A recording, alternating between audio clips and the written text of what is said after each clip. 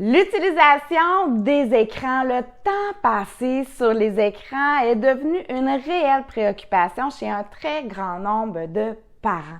Et avec raison, parce que de plus en plus, les écrans pour nos jeunes sont un peu partout. Les enfants maintenant utilisent les écrans autant à la maison qu'à l'école, que ce soit pour travailler, faire des recherches, remettre des travaux, étudier, consulter des agendas, faire des travaux en équipe également, mais pas que. Les écrans sont bien plus qu'un divertissement avec la traditionnelle console de jeu ou l'émission à la télévision. C'est maintenant devenu un moyen pour socialiser, pour communiquer entre eux. Et bien sûr, il ne s'agit pas d'un fait seulement pour les enfants parce qu'évidemment, nous aussi, les adultes, les parents, on utilise de plus en plus les écrans et pas seulement pour se divertir, bien sûr, pour travailler également, pour étudier, pour suivre des formations en ligne, des cours à distance et oui, également pour communiquer avec nos proches, nos amis, voire même des collègues et par moments se divertir peut-être avec les réseaux sociaux ou d'autres genres d'applications. Donc, nécessairement, pour nos jeunes qui sont nés là-dedans, ça devient difficile comme parents de savoir où tracer la ligne exactement parce qu'il faut se mettre à l'évidence, dans l'avenir, les écrans sont probablement là pour rester. Donc, il ne s'agit pas d'interdire, d'abolir complètement les écrans, mais il faut peut-être se positionner et savoir justement où tracer la ligne, quand c'est oui et quand c'est non. Dans cette vidéo, je vais te partager 4 clés vraiment essentielles pour t'aider à mieux gérer les écrans à la maison. Je suis Jessica Rousseau, éducatrice spécialisée et coach parental et j'accompagne les parents comme toi qui veulent régler des problèmes soit de comportement ou encore de sommeil avec leurs enfants. Alors aujourd'hui, première clé pour mieux gérer les écrans de nos jeunes. Donc, la première chose à faire, c'est de se positionner et d'établir un moment précis dans la journée ou dans la semaine et se dire, OK, à quel moment nous permettons les écrans? À quel moment dans nos routines, dans notre horaire, nous gardons un espace pour permettre l'écran? C'est donc de dire que l'écran, c'est pas illimité, c'est pas quand bon nous semble. Et donc, il faut regarder notre routine et dire, OK, je vais rassurer mon enfant en lui disant, effectivement, il y a un moment prévu pour ça dans ta journée et voici c'est à quel moment exactement. Et donc, il faut être un petit peu stratégique comme parent aussi et regarder dans notre routine, dans notre horaire de vie, à quel moment ça serait le plus stratégique de permettre un écran. Donc, peut-être que pour un plus grand qui a des devoirs et leçons, ça pourrait être, exemple, après le souper, une fois que les devoirs et leçons sont faits. Pour un plus petit, ça pourrait peut-être être, tiens, pendant que les grands font les devoirs et leçons, mon plus petit, lui, aura un moment pour utiliser l'écran. Ou encore, pour un plus jeune, ça pourrait être également quand ses jouets sont rangés, quand sa routine est terminée. Là, on gardera un petit moment pour qu'il puisse utiliser l'écran. Donc, regardez à quel moment c'est le plus opportun, le plus stratégique d'offrir un écran à votre enfant. Et une fois qu'on a établi ça dans notre journée, on informe tout simplement notre enfant en lui disant, écoute, à partir de maintenant, chez nous, dans notre famille, il y aura un moment d'écran prévu après le souper, une fois que les jouets sont rangés, une fois que les devoirs sont faits. Et on répète ça de jour en jour. Donc maintenant, si votre jeune, un beau matin, vous demande d'utiliser un écran avant d'aller à la garderie ou à l'école, on pourra simplement lui rappeler à quel moment, normalement, as-tu la permission d'utiliser un écran? Après le souper, quand mes leçons sont faites ou quand j'ai rangé mes jouets? Exactement. Puis là, est-ce qu'on est après le souper ou on est le matin?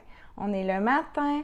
OK, donc tu connais ta réponse. Ce soir, après le souper, quand tu auras fait tes leçons ou quand tu auras rangé tes jouets, il y aura un moment prévu pour ça. Donc, il s'agit bel et bien d'établir un moment précis dans la journée. Ainsi, l'enfant sait à quoi s'attendre exactement et ça vient limiter les obstinations, l'argumentation et ça vient limiter aussi que le sujet revienne constamment. Donc, l'enfant sait exactement à quel moment c'est possible d'avoir un écran et donc les autres moments, c'est non, tout simplement. Donc, comme parent, ça vous aide à établir un cadre et pour l'enfant, c'est beaucoup plus prévisible. Il connaît vraiment mieux vos attentes. Deuxième clé. Il s'agit donc un petit peu dans la même optique d'établir un moment précis. Maintenant, on va établir une durée précise. Donc, une fois que tu as la permission de prendre l'écran, chez nous, dans notre famille, combien de temps on considère que c'est raisonnable d'utiliser l'écran? Donc, on le sait, là, plus l'enfant va l'utiliser longtemps, sur une longue période, sans interruption, plus ça va être difficile pour lui de décrocher. Donc, il vaut mieux viser des plus petites périodes. Donc, sachant ça, peut-être que vous pourriez regarder selon votre horaire. Bon, OK, nous, on permet par exemple 20 minutes, 30 minutes. Et une fois qu'on a établi la durée précise avec notre jeune, on lui dit, à partir de maintenant, lorsque tu prends l'écran, tu as le droit de l'utiliser pour 20 minutes, 30 minutes. Et là, on part le temps. On part une minuterie, on met du temps sur sa montre pour qu'il n'y ait pas d'effet de surprise et pour que de fois en fois, l'enfant soit vraiment conscient qu'il y a une limite. Donc, une fois que son temps va être terminé, il va être moins frustré que ça se termine parce que c'était établi à l'avance, parce que c'était clair. Et de fois en fois, il va mieux gérer son temps également pour choisir de quelle façon je l'utilise mon temps. OK? Est-ce que ça va être pour écouter une émission de la série que j'aime en ce moment? Est-ce que c'est pour écouter des vidéos? Est-ce que c'est pour faire un jeu sur ma console? Ou est-ce que c'est pour clavarder, par exemple, avec mes amis?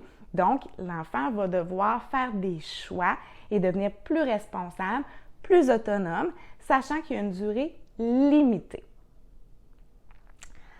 On a légèrement abordé que plus le temps est long d'écran, d'utilisation d'écran sans interruption, plus c'est difficile pour votre enfant de décrocher.